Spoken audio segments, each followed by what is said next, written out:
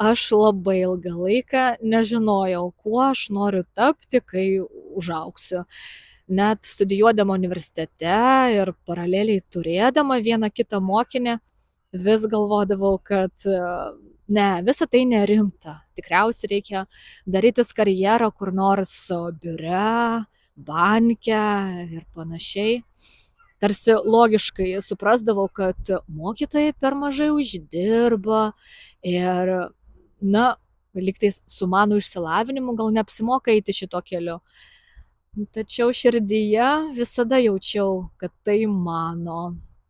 Atsimenu, jau vaikystėje mano mėgstamiausias žaidimas buvo mokykla. Dabar juokinga prisiminti, kaip pasodindavau priešai save 4-metį broliuką ir liepdavau jam mokytis eilėraščių arba pasakodavau, ką pati išmokau pradinėje mokykloje.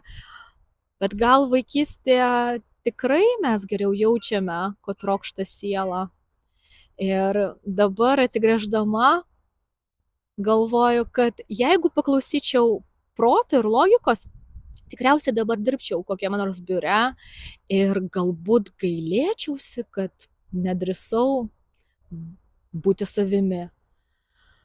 O paklausiau širdies, intuicijos ir labai džiaugiuosi, kad galiu daryti tai, ką myliu ir moku. O pas jūs kaip susiklostė karjera? Ar vadovavotės protu ar širdimi? Parašykite, bus įdomu paskaityti.